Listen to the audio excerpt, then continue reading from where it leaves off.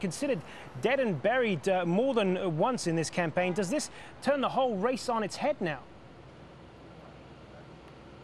I think it certainly causes a few complications for the Mitt Romney campaign. If you look back just a week ago, we were talking about Mitt Romney being almost the presumptive nominee. We thought he'd won in Iowa. A recount there gave that victory to Rick Santorum. He won in New Hampshire and he had a huge lead here in South Carolina. And suddenly that has been completely reversed and Newt Gingrich is the power play here in the first southern primary of this Republican contest.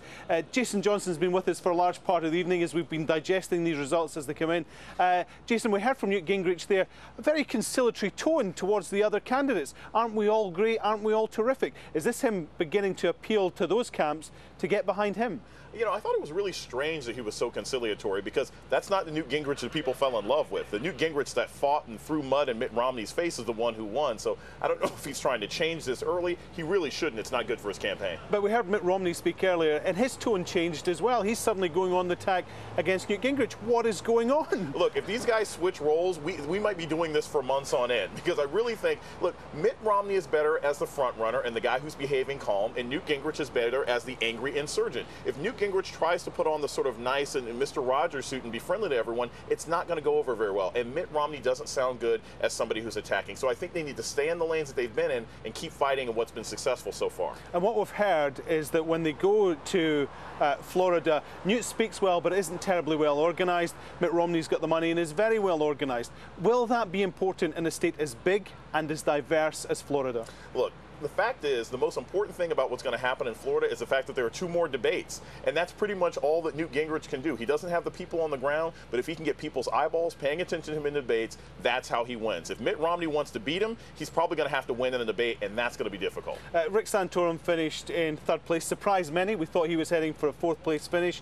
Is he a factor in this race, or is it really just thanks for playing?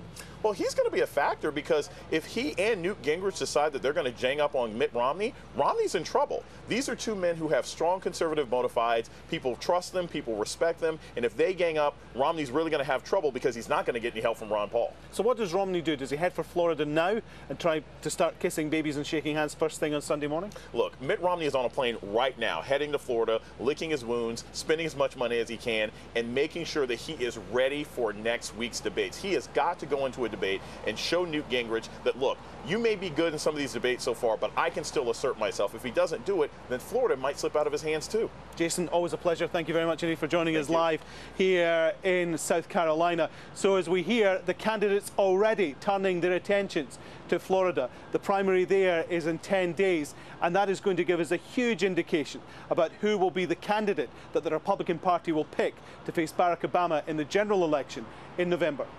Indeed, lots more to come in this presidential race for sure. For the moment, Alan Fisher in South Carolina, many thanks.